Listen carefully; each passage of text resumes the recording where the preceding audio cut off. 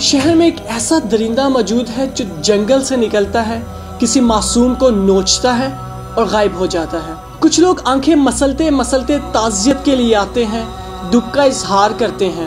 کچھ تو شکار کو ہی قصوروار ٹھہراتے ہیں اور چلے جاتے ہیں۔ کچھ دنوں بعد یہ جنگل سے دوبارہ نکلتا ہے، کسی معصوم کو پھر سے نوچتا ہے اور غائب ہو جاتا ہے۔ یہ منظر کئی بار دہرایا جاتا ہے۔ اس درندے کو تلاش کرنا ممکن ہی نہیں، کیونکہ وہ ہم جیسا ہی نہیں دکھتا بلکہ ہم میں سے ہی کوئی ہے۔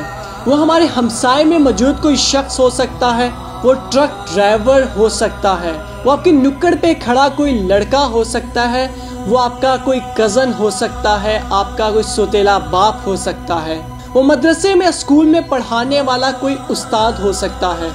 لیکن وہ جو بھی ہو، ایک انفرادیت ضرور ہے، وہ ہمیشہ مرد کی شکل میں وار کرتا ہے اور اپنے سے کمزور پر وار کرتا ہے۔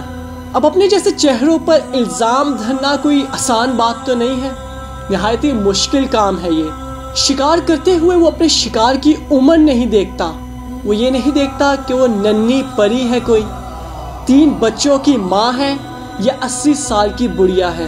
وہ شکار کا لباس نہیں دیکھتا کہ وہ گھٹنوں تک ڈھکا ہوا ہے یا نہیں، اسے کوئی فرق نہیں پڑتا۔ وہ آتا ہے، نوچتا ہے اور نوچتا چلا جاتا ہے، اور تب تک نوچتا رہتا ہے، تب تک ظلم کرتا رہتا ہے جب تک شکار کی سانس کٹ نہ جائے یا اس شکاری کا، اس درندے کا سانس پھول نہ جائے، تب تک وہ نوچتا رہتا ہے، ظلم کرتا رہتا ہے۔ سب سمجھتے تھے اس درندے کو صرف سانس لیتے شکار کی لت ہے، مگر اس نے تو ان کو بھی نہ چھوڑا جن کی سانس کٹے برسوں گزر گئے۔ اس طرح کے درندے سے کس طرح سے بچا جائے؟ ایسا کیا کیا جائے کہ ہم اس خونخوار درندے سے، اس خونخوار بھیڑیے سے بچ جائیں؟ کچھ اصول ہیں، اگر ان پہ ہم عمل کریں تو شاید ہم بچ جائیں۔ پہلی بات، کبھی بیٹی پیدا مت کرو۔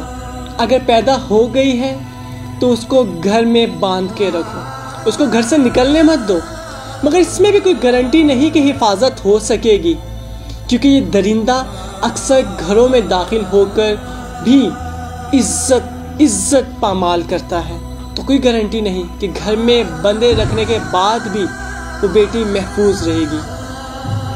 ہاں، اگر کوئی گھر کی فرد واحد ہے جس نے اپنے بچوں کا پیٹ پالنا ہے اور اپنا پیٹ پالنا ہے، تو اس سے گزارش ہے کہ وہ باہر نہ نکلے جاب کے سلسلے میں، کسی کام کے سلسلے میں یا نوکری کے سلسلے میں۔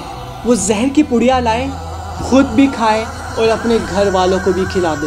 یہاں تک کہ آئندہ مرنے والی عورتوں کے ساتھ ایک مرد کو بھی تدفین کیا جائے تاکہ ان کی حفاظت وہاں پر ہو، کیونکہ درندہ تو ان کو بھی نہیں چھوڑتا جن کی سانس کٹ چکی ہوتی ہے۔ ان احتیاطی تدابیر کے علاوہ مجھے نہیں نظر آتا کہ کوئی اصول ہیں یا کوئی احتیاطی تدابیر ہیں جن پہ عمل کر کے ہم اس خونخوار درندے سے بچ سکتے ہیں۔ اگر ہیں تو بتائیں مجھے، میری نظر میں تو کوئی نہیں۔